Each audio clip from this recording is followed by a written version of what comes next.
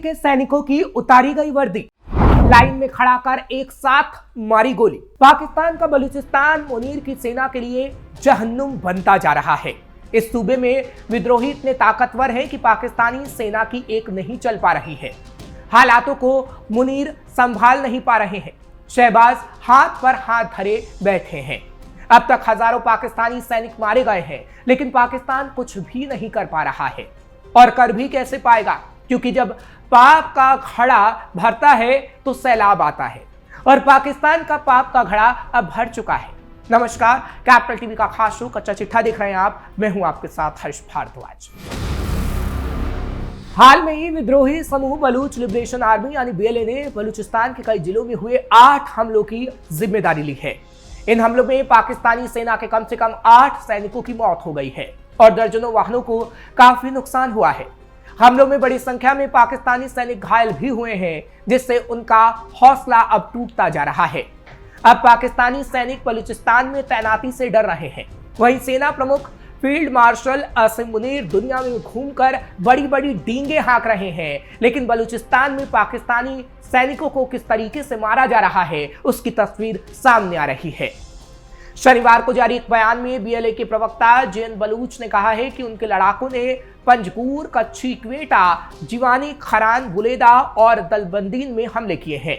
उन्होंने कहा कि समूह के लड़ाकों ने सेना के काफिलों, पुलिस गश्ती दल और आपूर्ति वाहनों को निशाना बनाने के लिए इम्प्रोवाइज्ड एक्सप्लोसिव डिवाइस यानी आईईडी, ग्रेनेड और सीधे हमलों का इस्तेमाल किया और एक दिन ऐसा आएगा जब पूरी मुनीर सेना का खात्मा हो जाएगा। रिमोट कंट्रोल से हमला कर सैनिकों को मारा। बीएलए ने कहा कि उन्होंने सबसे बड़ा हमला बीते गुरुवार को पंजगूर जिले के पारोम इलाके में किया। इस दौरान एक चौकी से रवाना होते समय पाकिस्तानी सुरक्षा बलों के वाहनों पर रिमोट कंट्रोल वाले आईईडी से हमला किया गया। इस हमले में पाकिस्तानी सेना के 6 जवान मारे गए, जबकि कई वाहन पूरी तरह से नष्ट हो गए। हमले में दर्जनों सैनिकों के घायल होने की भी खबर है, जिसकी तस्वीरें भी सामने आई हैं। इसके अलावा बीएलए ने कच्ची जिले से कोलपुर इलाके में रेलवे ट्रैक पर गश्त कर रहे एक बम निरोधक दस्ते को निशाना बनाया, जिसमें एक और पाकिस्तानी सैनिक मारा गया। पाकिस्तानी सैनिकों से राइफलें छीनी। इन हमलों के अलावा बीएलए ने 28 अगस्त को कच्ची जिले में ही एक अलग हमला भी किया, जिसमें पाकिस्तानी सेना को भारी नुकसान पहुंचाने का दावा किया गया। क्वेटा के मियां घुंडी इलाके में किए गए हमले में बीएलए ने कहा कि उसके लड़ाकों ने गश्त पर तैनात पुलिसकर्मियों को कुछ देर के लिए हिरासत में लिया, बंदी में बनाया और 3 कलाश्निकोव राइफलें जब्त करने के बाद उन्हें छोड़ दिया। ग्वादर जिले के जिवानी में बीएलए ने पाकिस्तानी सेना के कैंप पर ग्रेनेड हमला किया, जिसमें कई पाकिस्तानी सैनिकों के मारे जाने की खबर है और तकरीबन ये संख्या 100 की बताई जाती है। पाकिस्तान के खुफिया एजेंट की भी हत्या। बलूच लिबरेशन आर्मी ने 21 अगस्त को खारन में एक व्यक्ति की हत्या कर दी थी। उन्होंने मारे गए आदमी पर पाकिस्तानी खुफिया एजेंसियों के लिए मुखबरी करने का आरोप लगाया। 23 अगस्त को बीएलए लड़ाकों ने कैच जिले से बुलेदा में 3 सप्लाई ट्रक और एक क्रेन को विस्फोटकों से उड़ा दिया। इसके अलावा चगाई जिले के दलबंदीन में भी उन्होंने कई सप्लाई ट्रकों को आग लगा दी और अब बलूच विद्रोही पूरे पाकिस्तान को तबाह करना चाहते हैं, क्योंकि आईएसआई प्रायोजित एजेंडे के चलते वैश्विक स्तर पर बलूच विद्रोहियों की गलत तस्वीर दुनिया के सामने पाकिस्तान ने रखी। यही वजह रही कि बलूचों की जायज और वाजिब मांगों को दहशतगर्दी और अलगाववाद के नैरेटिव में पाकिस्तान ने लपेट दिया। तारीखों के पन्ने पलटे तो हम ये पाते हैं कि ये काफी पेचीदा मसला है। इसकी नींव में जातीय अस्मिता, क्षेत्रीय अक्षुण्णता और हाशिए पर धकेल दिए जाने का गुस्सा है। इस्लामाबाद के सत्ता सदन ने कई मर्तबा इस विद्रोह की तपिश झेली है। पड़ोसी मुल्क की ग्राउंड फोर्सेस और एयरफोर्स ने कई मौके पर बड़ी ही बेरहमी से बलूचों का नरसंहार किया है। अमन पसंद बलूच कई दशकों से हाथों में हथियार लिए मुखर है, अपनी जमीनी सामरिक कवायदों के साथ। शहबाज शरीफ के लिए बलूचिस्तान का मसला क्षेत्रीय मुद्दे से ज्यादा सियासी नासूर अब बना हुआ है। इस नासूर से रिश्ते मवाद ने पाकिस्तान की बुनियाद को हिला रखा है। बलूचिस्तान पर पाक का नापाक कब्जा। साल 1947 जहां एक और सरदार वल्लभ भाई पटेल ने एकाध अपवादों को छोड़कर यानी हैदराबाद और जूनागढ़ कई रजवाड़ों और रियासतों का भारतीय संघ में शांतिपूर्ण विलय करवाया। वहीं दूसरी ओर मार्च 1948 में मोहम्मद अली जिन्ना के तुगलकिया फरमान पर कलात रियासत को जबरन पाकिस्तान में मिला लिया गया। दिलचस्प है कि कलात रियासत प्रमुख ने उस दौरान दावा किया था कि उन्होंने ब्रिटिश सरकार के साथ संधि की और रियायत को क्षेत्रीय रूप से संप्रभु माना। बावजूद इसके जिन्ना के सैन्य दबाव और रणनीतिक घेराव के चलते रियासत के मुखिया से जबरन विलय के दस्तावेजों पर लिखित रजामंदी ले ली गई। जैसे ये खबर बलूचों में फैली तो विद्रोह के शोले भड़क उठे। कलात रियासत के शहजादे अब्दुल करीम ने सबसे पहले पाकिस्तान के खिलाफ बगावत की। उसके बाद नवाब नौरोज खान इस फहरिस्त में आगे आए। इस मुहिम में नवाब अकबर खान बुख्ती का नाम आज भी आम बलूच के दिलों में जिंदा है। मार्च 1948 में उठी लपटों ने बलूचिस्तान को अब तक जलाए रखा है। दशकों से चला आ रहा ये विद्रोह पाकिस्तान के लिए गले में फंसी हड्डी की तरह बना हुआ है। बलूचों का मानना है कि पाकिस्तानी सरकार उनकी जिंदगी और जमीन से खिलवाड़ कर रही है। 1948 से लेकर आज बलूच बहुल इलाके मकरान, रक्सन, कलात, क्वेटा, नसीराबाद, सिब्बी, लोरालाई और जोब पूर्वी पाकिस्तान इलाके के मुकाबले काफी पिछड़े हुए हैं। उन पर बेबुनियाद मुकदमे चलाए गए, फांसी पर लटकाया गया, लेकिन अब बलूच इसे और बर्दाश्त नहीं करना चाहते।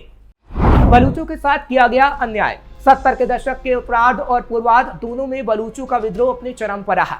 जैसे ये सामने आया कि बलूचिस्तान में कुदरती नियामतों की भरमार है तो इस्लामाबाद ने वहां से नेचुरल गैस और दूसरे मिनरल्स की खुदाई शुरू की। माइनिंग से जुल्फिकार अली भुट्टो सरकार ने अंधाधुंध पैसा कमाया, लेकिन उन्होंने एक फूटी कौड़ी भी बलूचों पर खर्चना गवारा नहीं समझा। स्थानीय संसाधनों से होने वाले फायदे से बलूच आवाम को लगातार दूर रखा गया। बलूचिस्तान से होने वाली कमाई के चलते सिंध और पंजाब जैसे सूबे मालामाल हो गए। मुफलिसी, भुखमरी, बेरोजगारी, शोषण और असंतुलित विकास ने बलूच के गुस्से को और भड़का दिया। बलूचिस्तान में है पाक सेना की भारी तैनाती। ब्रिटिश हुकूमत के नक्शे कदम पर पाकिस्तान बलूचिस्तान को अपनी औपनिवेशिक बस्ती मानता है। बलूच विद्रोही इसी कैद से मुक्ति की मुहिम है। पाकिस्तानी हुक्मरान इलाके के कुदरती खजाने को लूट रहे हैं। इसके एवज में लोगों का दमन बदस्तूर किया जा रहा है। बलूचों के पक्ष में अब आजाद आवाजें पश्चिम के कई मुल्कों में गूंजने लगी हैं। निर्वासन से अभिशप्त प्रवासी बलूच अपने अपने देशों में बगावती सुर बुलंद करते रहे हैं। इसी का असर है कि कई अंतर्राष्ट्रीय इदारों पर आंदोलन को लेकर सकारात्मक दबाव बना है। इसी बात को भांपते हुए पाकिस्तानी नीति नियंताओं ने बलूचिस्तान में भारी सैन्य बंदोबस्ती की हुई है। ग्वादर, मस्तंग, पेशनी, कैच और औरमारा जैसे इलाकों में फौजी दखल के चलते बड़ी बलूच आबादी को घर बदर होना पड़ा है। प्रांत में चुनी हुई सरकारों की गैर मौजूदगी और जमहूरी मरकज के नदारद होने के चलते बलूचों पर हो रहे जुल्मो सितम की खबरें इलाके से ना के बराबर ही सामने आ पाती हैं, यानी उन खबरों को ढक दिया जाता है। बलूचों के लिए फिक्रमंद है भारत सरकार। भारत ने कई मौके पर और विभिन्न मंचों से बलूचिस्तान के मुद्दे को समर्थन दिया। इस सिलसिले में अहम है साल 2016 में स्वतंत्रता दिवस के अवसर पर लाल किले की प्राचीर से दिया गया प्रधानमंत्री नरेंद्र मोदी का भाषण। पीएम मोदी ने अपने वक्तव्य में बलूचों पर हो रही पाकिस्तानी सेना के जुल्मों सितम की वानगी दुनिया के सामने रखी। उन्होंने बलूचिस्तान में अपहरण, संसाधनों की लूट, कत्ल, गारत और मानवाधिकार के उल्लंघन पर भी प्रकाश डाला। पीएम मोदी की बातों से उत्साहित होकर बलूच एक्टिविस्ट करीमा बलूच ने उन्हें राखी भेजी और खत लिखकर बलूचिस्तान की आजादी के लिए समर्थन मांगा। आईएसआई को रास नहीं आया और उसने अपने एजेंटों से कनाडा में निर्वासित जीवन जी रही पीएम मोदी की मुंह बोली बहन करीमा बलूच को मरवा दिया। मोदी सरकार से मिलती आत्मीयता को देखते हुए मीर यार बलूच और ताराचंद बलूच ने नई दिल्ली से बलूचिस्तान को आजाद मुल्क का ओहदा देने की मांग की। जब भारतीय सैन्य बल ऑपरेशन सिंदूर के दौरान पाकिस्तान के गुरूर को तोड़ रहे थे तो मीर यार बलूच ने वजीर आजम नरेंद्र मोदी को खत लिखकर हौसला अफजाई की थी। तस्वीर का दूसरा रुख ये है कि पाकिस्तान की ओर से कश्मीर मामले में दखल के जवाब में भारत की जवाबी रणनीति बलूचिस्तान ही है। फिलहाल ये कहा जा सकता है कि बलूच आंदोलन तारीखी जुल्म और मौजूदा बेबसी का पर्याय है। उनके इंसाफ की लड़ाई पाकिस्तानी सितम के खिलाफ है। हथियार छोड़कर अगर बलूच विद्रोही बातचीत, सियासी दखल, शांतिपूर्ण विरोध और सिविल नाफरमानी का सहारा लेते हैं तो भी पाक सेना उनको निशाने पर ले लेती है। मुद्दे पर इस्लामाबाद के हुक्मरान बातचीत करने के बजाय आर्मी को मोबिलाइज करना ज्यादा आसान समझते हैं। वैश्विक बिरादरी को बलूचों के साथ लामबंद होकर पाकिस्तान पर दबाव बनाना ही होगा, भले ही वो सांकेतिक रूप से हो। अगर पाकिस्तान बलूचों की समस्या का शांतिपूर्ण हल निकालने में नाकाम रहा तो उसका खोखला जमहूरी तिलिस्म टूट जाएगा। साफ है कि विद्रोह नहीं, मुक्ति संग्राम है, जिसकी आग में एक दिन पूरा पाकिस्तान जल जाएगा।